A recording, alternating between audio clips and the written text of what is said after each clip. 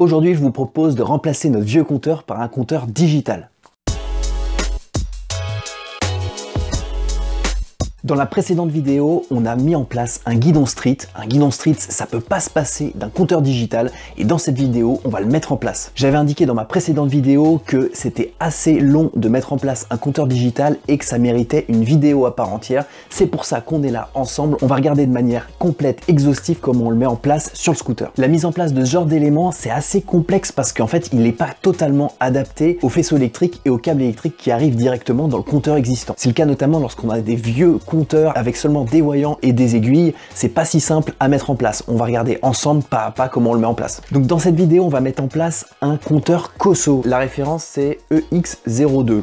On va regarder dans cette vidéo les fonctionnalités de ce compteur précisément en déballant le paquet et en regardant ce qu'il contient. Puis avant de se lancer tête baissée dans le raccordement électrique et la pose, on va se poser sur l'établi. On va faire des petits tests de connexion pour regarder comment on va connecter précisément notre compteur et ce sera valable pour tous les autres compteurs. Si vous avez une autre marque ou un autre type de compteur digital, il faudra faire la même chose pour en déduire comment on branche notre compteur. Une fois qu'on aura bien repéré les câbles à raccorder, ceux à laisser de côté et ceux à connecter ensemble, on va le mettre en place sur le scooter, on va connecter électriquement le compteur, on va le mettre en place physiquement sur le guidon et dernière étape, on va le paramétrer pour qu'il indique la vitesse réelle. On va le voir de deux manières.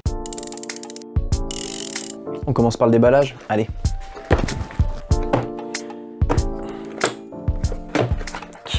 Poule. Ça, on n'a plus besoin. Une série de notices, ça c'est en français, ça c'est pas en français. Alors on a une série de connecteurs, oh, je déteste ces connecteurs, mais pour une fois on va peut-être les utiliser. On va les laisser de côté. On a le système de fixation du compteur sur le cadre. On a le kit pour capter la vitesse d'une autre manière qu'avec le câble d'origine, avec un jeu d'aimants et de capteurs qu'on verra tout à l'heure. Et on a bien sûr la bête, le compteur COSO. Ah, il est vraiment petit, hein. Franchement, c'est la taille d'un doigt, on dirait pas à la caméra, mais vraiment, c'est un petit gabarit. Ce qui est pas mal avec ce type de compteur, c'est qu'il est très discret. Ce qu'on cherche dans une configuration naked, c'est quand même d'avoir tous les équipements discrets pour avoir une partie guidon très présente pour faire vraiment épuré. Il remplit largement son rôle. Moi, je trouve qu'il est un peu plus discret, plus épuré, plus petit et il s'intégrera peut-être mieux que les compteurs carrés que l'on a l'habitude de voir sur les naked. Il n'y a pas grand chose dans le kit, mais bon, ça va suffire pour l'installer, vous allez voir. La magie de la vidéo, c'est qu'en un claquement de doigts, je vais réussir à lire la notice. Voilà, j'ai tout lu. Je vous conseille quand même de lire la notice précisément parce que en montant ce type d'éléments, faut pas faire n'importe quoi. Une notice, ça explique plein de choses, des choses à éviter, des bons conseils. Donc faites-le systématiquement, faites pas les idiots comme moi de temps en temps. Lisez la notice et vous saurez installer parfaitement les équipements. Cette fois, on va le faire ensemble. On va commencer premièrement, comme je vous le disais en introduction, par câbler déjà sur l'établi le compteur COSO, simuler le câblage pour voir si on ne va pas se tromper. C'est pour ça que j'ai démonté ma batterie ici et qu'on va faire des assemblages avec des fils électriques ensemble pour regarder comment on connecte ces différents fils. Alors déjà, lorsque vous achetez un compteur de marque COSO, dans la notice, il y a tout expliqué, il y a le code couleur, etc. Il se peut, si vous achetez sur AliExpress ou sur Wish des compteurs bas de gamme, certaines notices sont assez mal expliquées. Donc ce qu'on va faire, c'est que déjà, on va repérer ensemble quels sont les câbles qui correspondent à quel voyant. Sur ce compteur, globalement, pour vous l'expliquer, on a un compteur digital ici et de part et d'autre ici, on a des voyants qui sont en fait des alarmes ou des indications de clignotants de phare. Tous les câbles qui sont ici, c'est simplement le raccordement de ces LED à partir des câbles. Donc il va falloir connecter intelligemment ces câbles aux différents câbles qu'on a sur le compteur d'origine pour alimenter les LED. Alors, comment je vais le faire tenir pour que vous voyez correctement?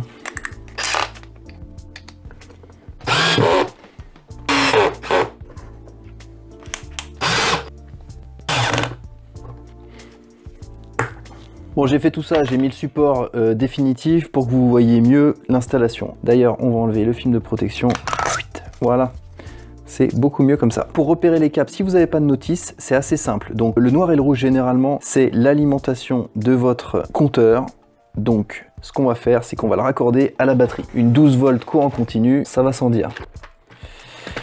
Donc on va mettre deux petites connectiques en provisoire.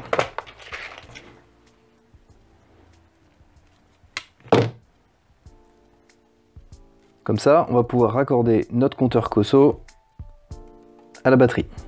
Alors normalement ça va se connecter après le contacteur, mais ça on le verra tout à l'heure.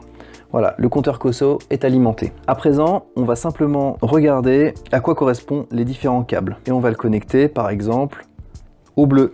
Qu'est-ce que c'est le bleu? C'est le clignotant droit. Donc le clignotant droit c'est le bleu. Le orange c'est le clignotant gauche. Le jaune c'est les phares. Le blanc, ah il se passe rien pour le blanc. Alors sur certains câbles, c'est assez mal dit dans la notice, mais pour certains câbles, il faut que ces câbles soient raccordés à la masse, donc le contact soit fermé pour actionner le voyant. Donc ça va être important pour la suite. Donc si je le raccorde à la masse, le blanc c'est le neutre. Le blanc jaune, est-ce que ça fonctionne avec le plus? Non, ça fonctionne pas avec le plus, on va essayer avec le moins. Oui, ça fonctionne avec le moins et c'est le symbole qu'il y a une erreur ou un élément qui ne fonctionne pas sur la moto ou le scooter. Et le dernier fil, c'est le violet, je crois.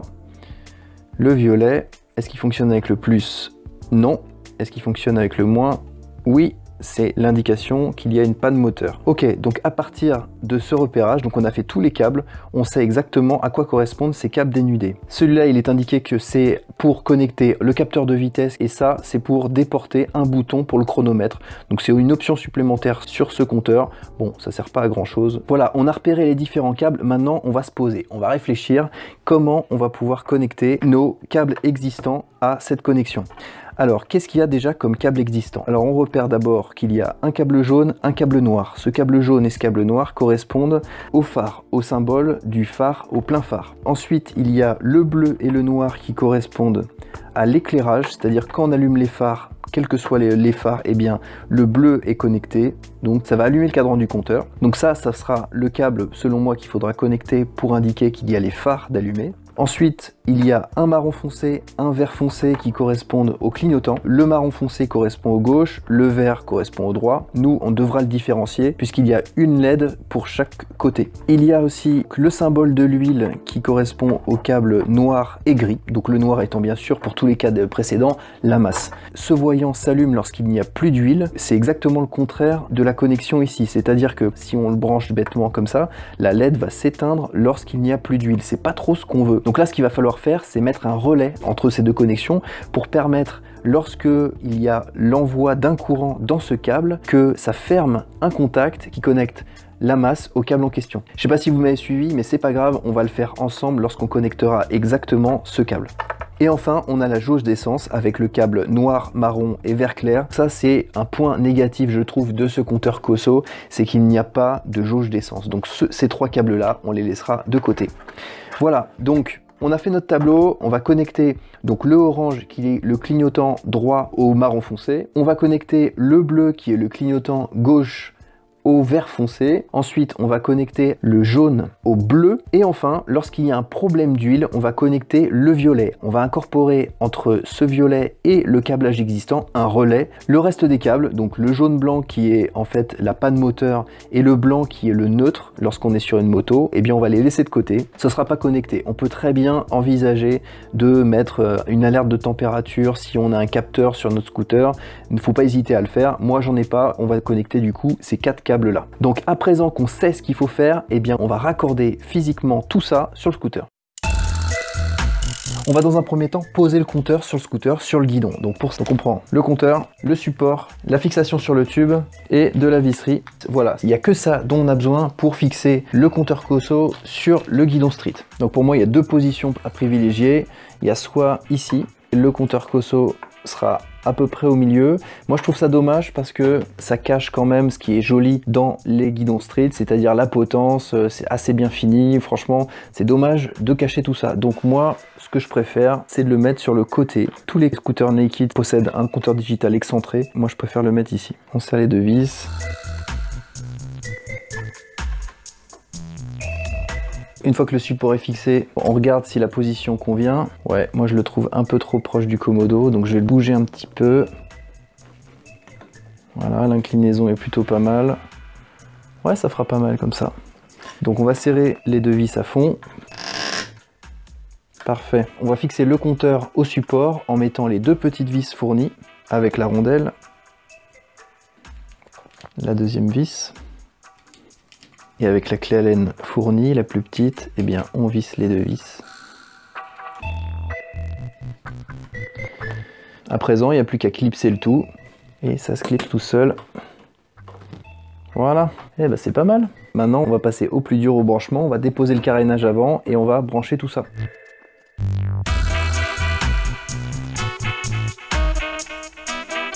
Donc voilà, on a ouvert le carénage avant, c'est le bazar. Il y a des fils partout, on comprend rien. Donc on va dégager un peu tout ça et on va repérer surtout les branchements qui vont nous servir. On voit déjà une première connexion qui allait initialement sur le compteur d'origine et une deuxième connexion. Cette connexion, c'était les pleins phares, donc ça on va pas l'utiliser. On va utiliser uniquement la connexion de ces câbles là. Alors déjà, première chose, c'est de raccorder son compteur à la batterie. Mais attention, après le contacteur, parce que si on le connecte directement à la batterie, eh bien le compteur, il sera tout le temps en marche. Donc il faut repérer les câbles qui sont alimentés une fois que la clé a tourné dans le compteur. Si on regarde le schéma électrique, on repère que c'est bien sûr le noir et le marron qui sont alimentés une fois qu'on a tourné la clé dans le contacteur. Si vous vous rappelez bien, dans la vidéo concernant la mise en place de la prise USB, on a récupéré justement ces deux câbles pour alimenter cette prise USB à partir du contacteur. Et bien c'est exactement la même chose qu'il faut faire. Donc pour faire la connexion sur ces deux câbles, je vous invite à regarder la vidéo sur le chargeur USB. Je ne vais pas le refaire parce que je l'ai déjà fait. De ces deux câbles là, le câble marron et le câble noir, sortent une connexion. Le câble marron, c'est connecté au câble rouge et le câble noir sur le câble noir. En fait, on a simplement fait une dérivation pour récupérer ces deux câbles. Voilà. Ces deux câbles, on va les connecter sur notre compteur. Voilà, le marron sur le rouge et le noir sur le noir. Le compteur est alimenté. À partir de là, on va pouvoir connecter le reste. On va raccorder du coup les clignotants. Une fois n'est pas coutume, on va utiliser les petits connecteurs vendus avec le pack. C'est quand même assez pratique et vous allez voir, c'est rapide. Le orange, faut qu'il soit connecté avec le marron foncé, qui est le clignotant gauche. Donc pour ça, il n'y a même pas besoin de couper le câble. On insère le connecteur dans la fente, si on y arrive. Voilà. Donc voilà, le câble est inséré dans la fente du connecteur. On prend le câble orange, on l'insère jusqu'en butée dans le connecteur et on ferme simplement et on appuie sur le connecteur, ce qui va avoir pour conséquence de connecter les deux câbles. Ça y est, c'est connecté. On va faire pareil avec le second câble, avec le bleu. Le bleu, on va le connecter avec le vert foncé. On insère le connecteur dans le vert foncé. Voilà. On prend le bleu, on pousse le bleu jusqu'en butée dans le connecteur et on ferme le connecteur. Et voilà, c'est connecté. Donc les clignotants, logiquement, fonctionnent. Il reste ensuite deux câbles à connecter. Il reste le jaune pour les phares, qui va être à connecter au bleu.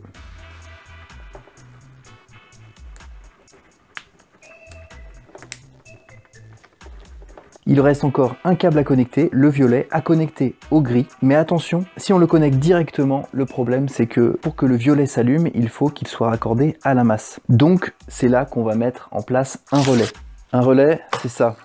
Ça se présente sous cette forme, c'est un composant électrique. Ça par exemple, je l'ai trouvé chez Noroto, donc dans n'importe quel vendeur de pièces détachées pour voitures, motos ou scooters, vous trouvez ce genre de choses. Un relais, c'est quoi? C'est un interrupteur déporté qui est commandé par un courant électrique. Donc c'est plutôt pratique puisque c'est un interrupteur qu'on peut commander à distance. Nous, pour allumer la LED du compteur COSO, dans notre cas, on veut que le câble violet soit raccordé à la masse pour que le voyant s'allume. Sauf que sur l'origine, sur le compteur d'origine, lorsqu'il détecte l'absence d'huile dans le moteur par exemple, il y a un courant amené jusqu'à l'ampoule qui s'allume. Donc c'est complètement contraire à ce qu'on veut. Donc pour que ça fonctionne comme on le souhaite, il faut interposer un relais en alimentant le relais pour normalement allumer la petite lampe qui symbolise l'absence d'huile. Eh bien on ferme le contact entre le câble violet et la masse, ce qui va raccorder le compteur COSO au niveau du câble violet à la masse, donc ça va allumer la LED. Voilà le fonctionnement. Bon, maintenant que vous l'avez compris, hop, on va récupérer notre relais. Les deux bornes ici vont servir à connecter le violet et la masse, et les deux bornes ici vont servir à raccorder le signal provenant du faisceau électrique existant, celui qui va allumer l'ampoule normalement d'huile, et ça on va le raccorder à la masse. Ce qui fait que lorsqu'il n'y aura plus d'huile, hop, il y a un courant qui va arriver là, ça va aller jusqu'à la masse, ça va décondamner le relais et du coup, ça va fermer l'interrupteur qui va actionner la petite LED sur le compteur COSO. Voilà, vous avez tout compris? On va le mettre en place. Avant de le mettre en place, on va faire des petites connectiques.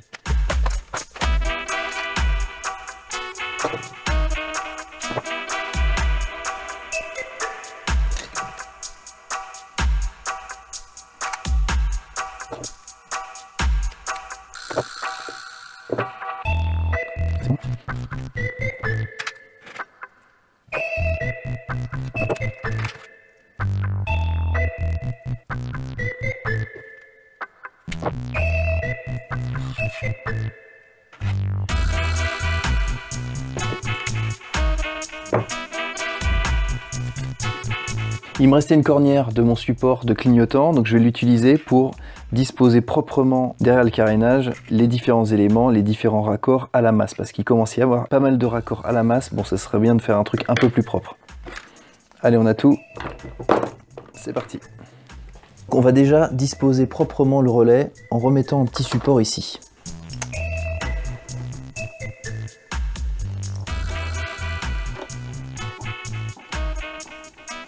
Voilà, de cette manière, on va créer une espèce de barrette de masse là et un support qui nous permettront d'accrocher proprement les éléments. Par exemple, le relais. Hop. On va accrocher le relais comme ça.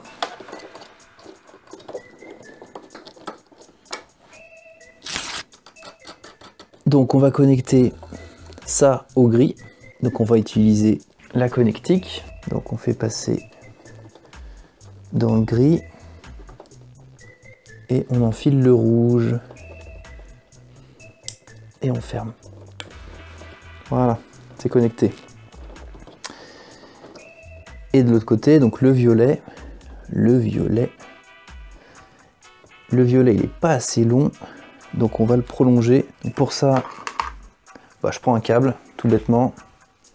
Je le dénude. J'ajoute une connectique femelle. Sur le violet, une connectique mâle. Je sertis le tout. Je prolonge le câble violet. Et je le branche à l'entrée de mon relais. Je prends une connectique femelle adaptée. Je sertis encore une fois. Et je le branche à mon relais. À présent, les deux sorties qui devaient être raccordées à la masse, je le raccorde sur le petit élément, sur la petite barrette là que j'ai faite. Donc avec une vis et un écrou, je connecte ces deux éléments à la masse. Et le branchement est finalisé. Donc pour éviter qu'il y ait des faux contacts, je vais couper les parties que j'ai dénudées. Et je vais mettre un petit peu de Chatterton, ça fait pas de mal, ça évite d'avoir des faux contacts. Voilà. Donc on pousse le tout pour que le carénage se ferme et on va faire un essai tout de suite. Allez, l'heure de vérité, on va essayer nos branchements. Donc on allume le contact, clignotant gauche, parfait, clignotant droit, parfait. On va tester l'éclairage, on va essayer de le démarrer pour voir si le voyant ici se met en marche. Et on va simuler une panne d'huile en pontant les deux câbles allant jusqu'à la jauge d'huile. Hop, est-ce que ça fonctionne? Yes, le voyant d'huile, effectivement, est indiqué. Bon, j'ai indiqué que c'était le voyant problème moteur. Bon, pour moi, je saurais que c'est de l'huile.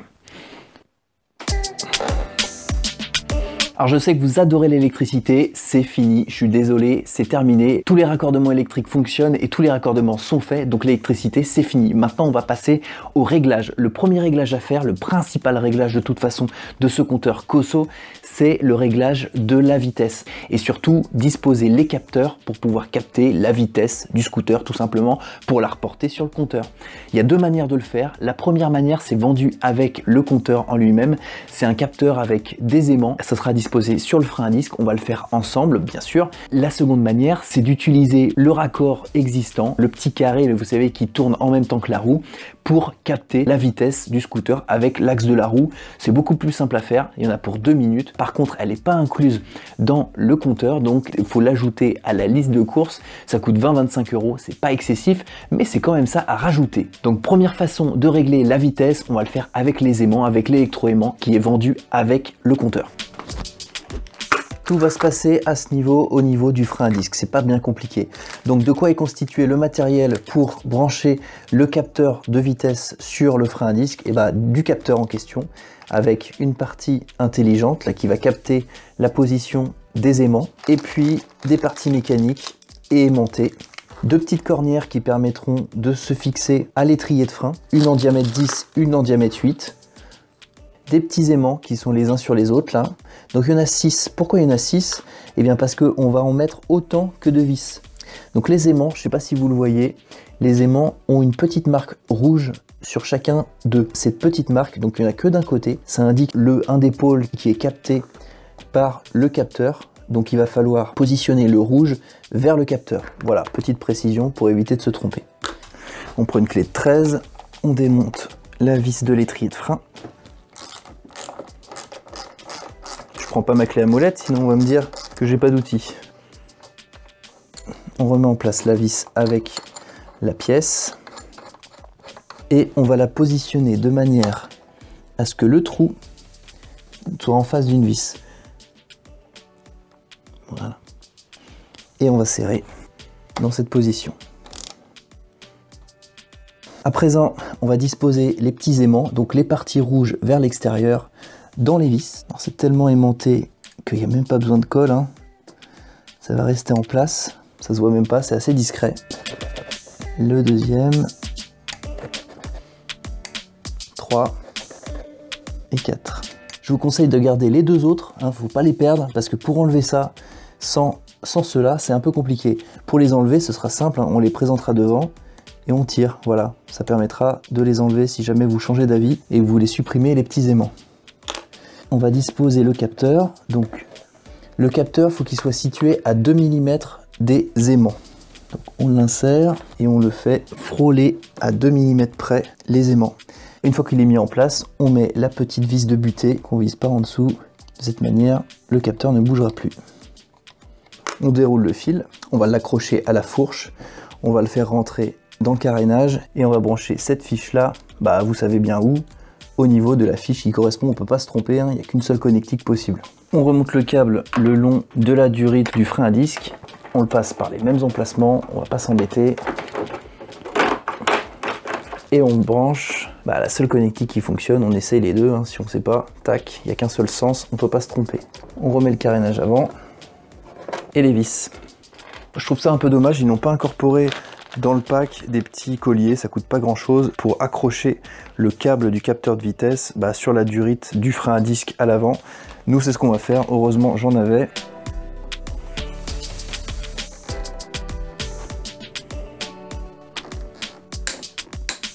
Voilà, comme ça on est sûr que le câble ne se prend pas dans la roue ni ailleurs. C'est nickel, ça bouge pas. On aurait pu le faire longer la fourche. Bon, moi j'ai choisi de lui faire longer la durite du frein avant. Bon, moi j'aime pas trop cette solution parce que ça rajoute un élément. Bon, ça fait un peu disgracieux. On a autre chose de l'autre côté. On a un petit élément qui capte déjà la vitesse. Autant s'en servir. Donc on va voir maintenant comment on branche de l'autre côté le petit élément qui n'est pas incorporé, qui est en option, qu'on ajoute, qui est à peu près à 20-25 €. Mais bon, ça fait un peu plus propre à mon sens. Alors ce branchement par contre là il va prendre 2 minutes. Le plus compliqué dans l'histoire ça va être d'ouvrir le petit sachet. Bon en fait non, c'était pas le plus dur, c'était facile. Il n'y a même pas d'aimant, il n'y a même pas besoin de faire quoi que ce soit, de dévisser quoi que ce soit. Ça va prendre 2 minutes, on le connecte au capteur existant, au niveau de l'axe de la roue. Et c'est terminé. Alors moi je trouve ça beaucoup plus discret. D'une part on rajoute pas un élément, d'autre part on laisse pas ce petit filetage apparent sans plus d'utilisation. Moi je trouve ça beaucoup plus pertinent de réutiliser le capteur de vitesse existant. Alors est-ce que ce sera plus précis ou pas, je sais pas. Après on l'attache proprement et on le fait passer jusque dans le carénage avant et on le branche de la même manière que la première solution. Et c'est terminé.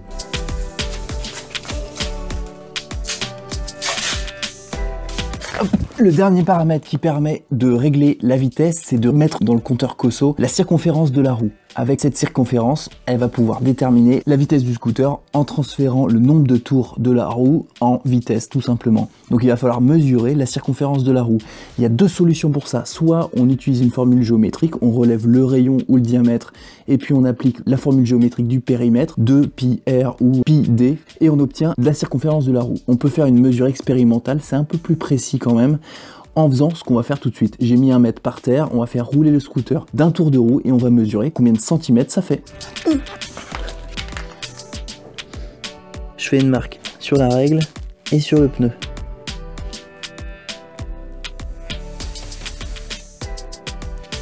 Et je suis à 72,2. 221,7. Donc j'ai obtenu mes deux valeurs, 72,2 cm et 221,7. Si on fait la différence de ça, on obtient 149,5. Donc la circonférence du pneu, lorsqu'il fait un tour, ça fait 149,5 cm. On s'en souvient, on va le rentrer tout de suite dans les paramètres pour régler correctement la vitesse. Pour régler les paramètres, donc il faut déjà allumer le compteur, laisser appuyer sur les deux boutons en même temps. Ça c'est le paramètre A1, c'est justement la vitesse. On tape sur le bouton de droite et là on peut rentrer le chiffre qui correspond à la circonférence du pneu. Donc moi c'est simplement, donc ça c'est pour passer au chiffre suivant et là c'est pour rentrer le chiffre exact, donc 149,5. Voilà, donc 1495 mm. Combien on a d'aimants dans le système avec aimant? Donc là on en a mis 4, donc j'indique 4, hop, voilà, la vitesse est réglée. Si tout va bien, ça va fonctionner. On peut continuer dans les paramètres en allant dans le menu 2, clock, on rentre dedans, et là, bien sûr, on règle l'heure. Donc moi, pour ma part, il est 23h48, oui, je fais mes vidéos un peu tard, voilà.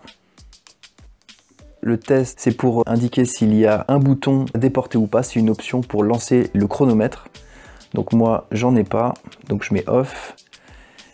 Le 4, eh bien, c'est pour indiquer si jamais on veut une alerte au niveau du kilométrage pour indiquer une révision. Le A5, c'est le réglage de la lumière. On peut le mettre à 1, 2, 3, 4, 5. Moi, j'aime bien quand c'est bien rétroéclairé. De toute façon, c'est sur la batterie. Il n'y a pas de question de pile, donc on peut y aller. Hein. C'est plutôt sympa. Et le A6, c'est pour les LED. Vous voyez ma tête là ? C'est quelqu'un qui sait qu'il a fait une boulette. Je suis allé trop vite, j'ai mal lu la notice et j'aurais dû savoir que le menu A6, ça sert à paramétrer la LED du voyant de défaut. Vous savez, le triangle avec un point d'exclamation au centre. On peut paramétrer cette LED pour se déclencher soit en la connectant avec la borne positive, soit en la connectant avec la borne négative. Donc de base, elle est connectée avec la borne négative, c'est ce que j'ai vu lorsque j'ai testé les différents fils, mais on peut modifier cela avec le paramètre A6 en mettant ce paramètre sur HI, ça permet d'éclairer cette LED avec un signal positif, ce qui aurait pu nous arranger dans notre histoire et éviter de mettre un relais. Bon, on n'a pas fait ça pour rien parce que je trouvais ça intéressant d'intégrer dans cette vidéo une nouvelle notion d'électricité concernant le relais, comme ça on sait comment on branche un relais. Et de toute façon, si vous avez d'autres paramètres qui s'éclairent sur votre compteur existant et que vous voulez les reporter sur votre compteur COSO, soit avec la LED du signal moteur, soit avec le signal N du neutre d'une moto, eh bien vous pouvez le faire avec le relais puisqu'on l'a vu dans la vidéo. Donc on n'a pas fait ça pour rien. Bon, ok, on aurait pu faire plus simple. Donc je vous invite à pas faire comme moi, à lire, à relire, à relire les notices pour bien s'en imprégner avant de se lancer tête baissée dans des raccordements. Le menu A7, si on rentre dedans, ça sert à régler le kilométrage déjà fait, puisque le scooter il n'est pas forcément neuf. Voilà, en indiquant par exemple qu'il a 1500 km. Voilà, et comme ça, lorsqu'on va revenir à l'écran standard, on verra que le scooter a déjà 1500 km. Voilà, on voit que le kilométrage global est de 1500 km. Voilà, je pense qu'on a fait le tour sur ce compteur COSO. Ça y est, l'heure de la conclusion a sonné. Je vais vous dire ce que je pense du compteur EX02 de chez COSO. Tout d'abord, première partie, le design, moi je le trouve assez épuré, assez fin, assez discret. Et pour s'intégrer à un guidon street, je trouve ça parfait. Donc il est plutôt joli à regarder. Un point positif pour ce premier point. Pour l'intégrer au guidon street, c'est super simple. Il y a le support pour s'adapter au guidon street en diamètre 22. Donc là, il n'y a pas plus bête, il y a 2 vis. Et on l'adapte facilement sur le guidon street. Alors le petit problème, c'est de trouver un emplacement pour l'accrocher. Mais globalement, on arrive, je pense, tendance à le faire assez facilement, comme je vous l'ai indiqué dans la vidéo, ça m'a pas pris beaucoup de temps, donc un point positif encore. En termes d'autonomie, aucun problème là-dessus, il y a une pile intégrée déjà de base et vendue avec dans le compteur, ça sert juste à sauvegarder les données, le kilométrage, etc. Il y a un indicateur pour nous dire où en est la pile, donc vous pourrez avant qu'elle soit déchargée complètement la changer, donc ça c'est un point positif. Sinon le rétroéclairage et l'utilisation lorsque le scooter fonctionne, c'est avec la batterie que ça se passe. Donc aucun problème là-dessus. En termes de fonctionnalité, moi je suis un peu déçu par ce compteur. Il est très simple, mais il n'y a pas beaucoup d'éléments supplémentaires qui font qu'il y a un petit charme. Une chose importante en fonctionnalité, il est rétroéclairé. Il est rétroéclairé seulement quand on met le contact, c'est-à-dire que quand on coupe le contact et qu'il est alimenté par les piles, le rétroéclairage s'arrête et au bout d'1 ou 2 secondes, le compteur s'arrête, donc c'est plutôt parfait. En termes d'accessoires, moi je trouve qu'il n'intègre pas des fonctions importantes selon moi qu'on peut retrouver sur un compteur, à savoir une jauge d'essence. Je sais qu'il existe une jauge d'essence à côté Cosso, mais c'est un peu dommage que ce soit pas intégré à ce compteur en base. De plus, franchement, ça aurait pas coûté grand chose de rajouter un tachymètre. Un tachymètre, c'est juste un fil, une connectique qui envoie jusqu'à l'antiparasite un fil à enrouler. Franchement, c'est pas bien compliqué à faire. Ils auraient pu l'intégrer. C'est dommage de devoir rajouter un deuxième contour, un deuxième élément à côté. Bon, ça fait un peu lourdingue sur un guidon street. On a envie de quelque chose d'épuré. C'est dommage de rajouter encore un élément. En plus de ces fonctionnalités qui sont pas intégrées, moi je trouve qu'ils ont rajouté des choses dont on n'a pas vraiment besoin. Est-ce qu'on a besoin d'un chronomètre sur un compteur? Bon, moi je vois pas comment on peut l'enclencher et le désenclencher, enfin à part faire des chronos sur une course, et encore appuyer sur le bouton pendant qu'on roule, c'est vraiment pas très pratique, donc je ne sais pas à quoi ça sert. Après, il y a d'autres fonctionnalités qui servent à avoir la vitesse max pendant un trajet, avoir des alertes lorsqu'il faut passer à la réparation ou à l'entretien. Je suis pas sûr qu'on l'utilise tous les jours. Donc en fonctionnalité, ils auraient pu faire mieux, je trouve. Alors, il y a d'autres modèles Cosso qui existent avec ces fonctionnalités ajoutées. J'ai peut-être testé le mauvais. En tout cas, il est discret, il est petit, il y a peu de fonctionnalités, mais est-ce que c'est ce qu'on lui demande? Quand on ouvre le paquet, il y a des notices dans toutes les langues, donc ça, il n'y a pas de problème, il y a forcément la langue dans laquelle vous voulez l'utiliser, elle existe en français. En revanche, moi j'ai noté quelques défauts de traduction, ce qui fait que certaines fois, on ne comprend pas vraiment ce que veut dire la personne qui a écrit la notice, et ça m'a handicapé pour l'histoire du relais. Si j'avais lu tout de suite avec les bons mots qu'on pouvait modifier si le voyant s'enclenchait avec du 12 volts ou avec la masse, eh bien j'aurais compris que j'avais pas besoin de mettre un relais. Là, vous voyez, le fait que pendant la vidéo, j'ai installé un relais, je me suis embêté à trouver une solution pour que le voyant fonctionne quand même, montre que la notice, elle n'est pas vraiment claire. Donc ça, je pense qu'il ne pourrait quand même s'améliorer. C'est l'inconvénient des produits étrangers, la traduction n'est pas forcément claire. Pour le montage, moi je trouve que c'est assez simple. Je dis pas que c'est rapide par contre, il faut prendre son temps, c'est assez long, il y a plusieurs étapes, il faut brancher les fils, retrouver les fils, repérer les fils, les brancher entre eux, mettre en place le capteur pour paramétrer la vitesse pour qu'elle soit réelle, etc. Donc c'est assez chronophage à faire. Par contre, c'est assez facile si on suit les étapes, et dans le tuto avec les images, je pense que c'est encore plus simple.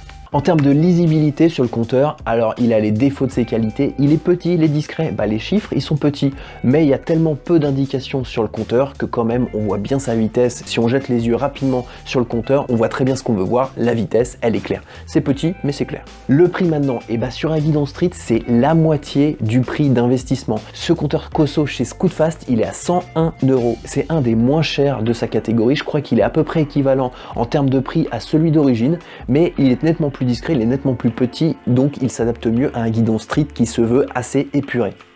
Ça y est, c'est fini, il est pas mal quand même ce compteur digital. De vous à moi, le compteur street, c'est bien, mais je préfère l'origine, donc je vais m'empresser de remettre le scooter dans sa configuration origine avec le compteur bien vieillot, je vous l'accorde, mais d'origine du Booster Spirit. Donc vous ne reverrez pas le guidon street sur mon scooter, pas la peine de poser la question, je préfère le guidon normal d'origine. N'oubliez pas, si vous voulez faire vos achats sur Scootfast, vos achats de début d'année, il n'y a pas de problème, vous avez un code réduction que j'inscris ici, Simon SF, n'hésitez pas à l'utiliser, c'est toujours ça, il y a toujours moins 5% de réduction. C'est toujours bon à prendre. Vous êtes de plus en plus nombreux à me rejoindre sur la chaîne, il y a toujours plus d'abonnés jour après jour, et notamment le petit coup de pouce de YouTube qui m'a mis en tête de page dans la section tendance il y a quelques jours a fait beaucoup d'abonnés en plus, je les en remercie. Si vous êtes sur cette vidéo et que vous n'êtes pas encore abonné, je vous invite à le faire pour faire partie de la communauté de cette chaîne. Et j'adresse un merci particulier à tous ceux qui ont cliqué sur le petit bouton rejoindre et qui me soutiennent, bon un petit peu financièrement, c'est vraiment symbolique, mais moi ça ça me fait plaisir, ça veut dire qu'ils sont prêts à débourser les 1 euro par mois pour me voir faire des vidéos, donc merci beaucoup. Au passage, je tiens à remercier Scootfast qui m'a fourni toutes ces pièces pour faire ces tutos, merci beaucoup, et on va en faire d'autres, des tutos, vous inquiétez pas. D'ailleurs, si vous avez des idées à me communiquer, d'idées de tutos, n'hésitez pas à le faire dans les commentaires. Moi, je les note sur une liste, je regarde ce que je peux faire, je regarde ce que je sais faire, et je vous les fais, il n'y a aucun souci là-dessus. Si vous avez une question aussi dans les commentaires, moi j'y réponds systématiquement. Si vous n'arrivez pas à vous exprimer dans les commentaires, c'est assez compliqué, vous pouvez le faire sur Instagram. J'ai beaucoup de messages, j'essaierai d'y répondre aussi vite que possible. Sur ce, je vous dis à très bientôt pour une nouvelle vidéo. Ciao!